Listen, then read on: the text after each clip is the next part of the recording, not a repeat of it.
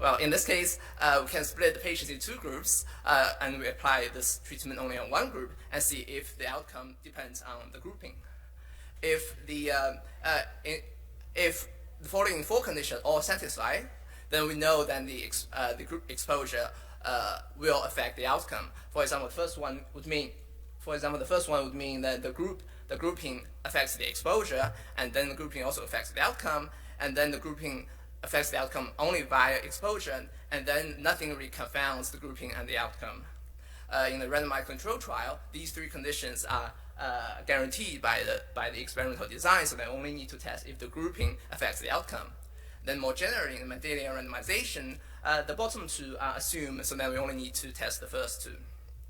We can use this technique to test if one gene regulates the other gene through some perturbation. For example, here we can use the genotype information.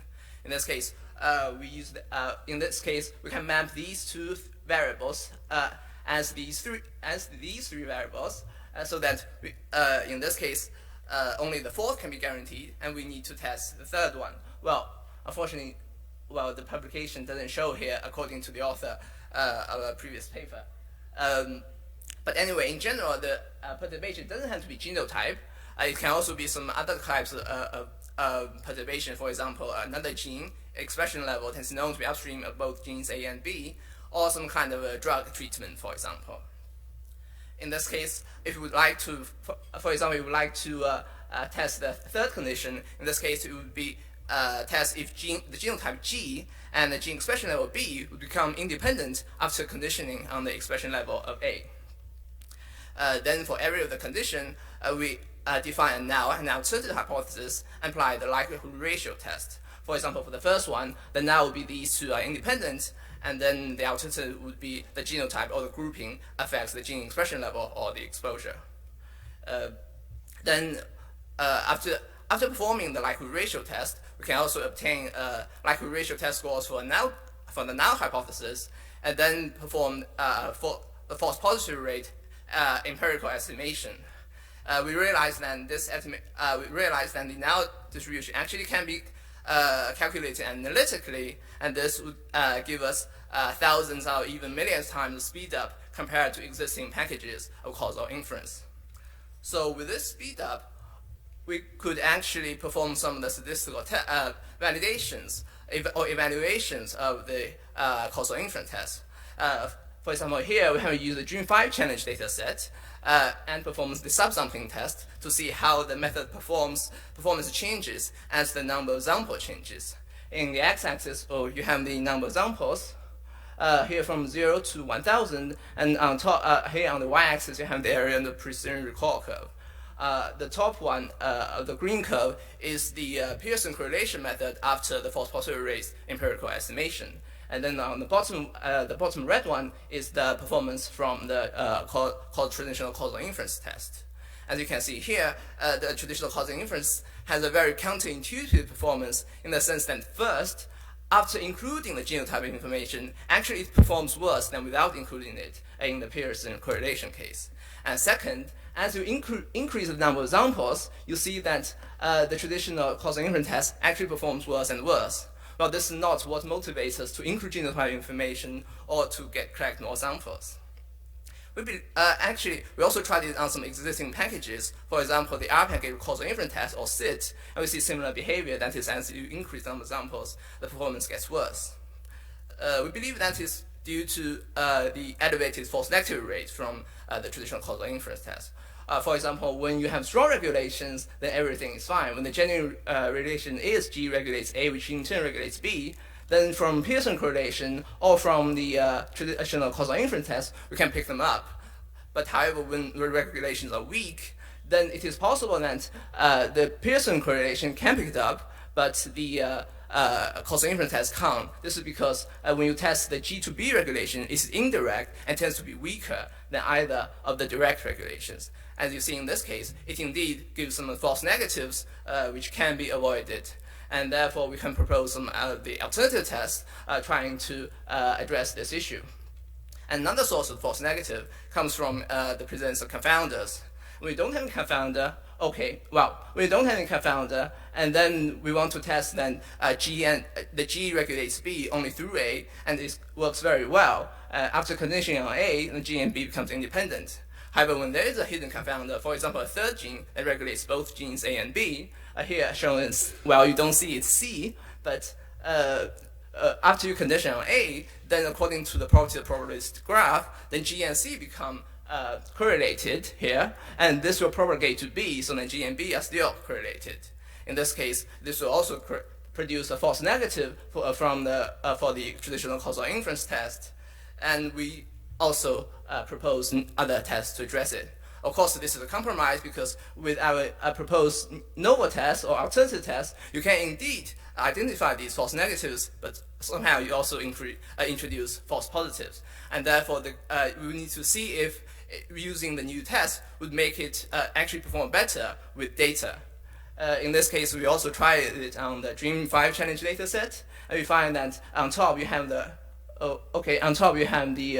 blank curve from our new novel test, and indeed outperforms the existing tools we mentioned. And the performance is consistent as we increase the number of examples. Actually, it also outperforms all the DREAM5 challenge participants because here, if we compare the find the novel method against all the leaders of every individual data set, of the 15 data sets in DREAM5 challenge, you can see it outperforms them in area under precision recall and also area under the ROC curve. We also tried it on some real data. Here we try to predict microRNA targets with the data from GeoVadis and also the ground truth from the microRNA target databases. Well, unfortunately, the references don't really show up here at the bottom. Anyway, find the novel method really outperforms all other methods we have attempted in area on C and area on the precision recall. Here we tried the list methods like machine learning based ones, LastNet, which is regression based, and also Geni3, which is random forest based. We also tried the SIT-R package, which also uses genotype information. And here, well, you can see also the timing differences. Here, Finder only needs less than 1 second, but SIT needs about more than a week. And well, here, if you see the Pearson correlation takes 2 minutes, I find that it takes only less than 1 second. This is because this Pearson correlation is calculating R, and this Finder is calculating C somehow. But anyway, Finder performs consistent better than other methods in timing and also in the accuracy. And then we also try to test on the gene-gene interactions with 2 different ground truth tables. Also, but the inference is performed on the GeoVadis data set as well. So here we try the siRNA knockdown and also the transcription factor binding as the ground truth tables. Actually, due to the limited quantity and quality in the ground truth and in the original data, we were unable to see a very significant difference between all the traditional and the novel methods. However, because in Finder it outputs estimated true positive rate, or in other words, estimated precision, can compare this estimated precision with the actual precision we get by applying different thresholds for the estimated precision, as you see here. As you decrease the precision, the color goes lighter, and you have more and more regulations being predicted, but the actual precision gets smaller and smaller. And in this case, for the traditional test, you see that actually it gives fewer predictions, as you see with hardly any prediction, the significant ones, but however, some over-enrichment of the true regulations at relatively low significance levels. Well, this is in agreement with our initial understanding because it has elevated false negative rate. On the other hand, novel test indeed is able to identify the true targets. You can see a significant barrier between the regulations, genuine regulations versus no regulations here. In this case, the novel test gives a meaningful estimation of the true positive rate.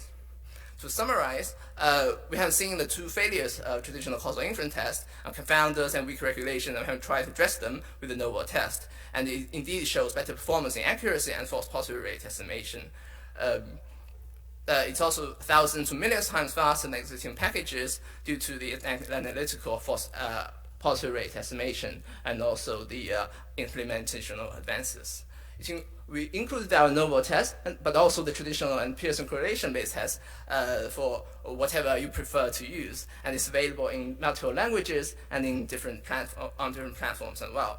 Now we are working on the multivariant ensemble network inference that is based on the existing output of current pairwise inference from Finder, and also on the original data. We're hoping to include this function in the future in the package as well. So in the end, first I would like to thank the organizers for giving me the chance to talk here, and also thank these people who has helped or raised suggestions at various stages to this project, and in particular Tommy Hu, who is a co-author of this paper.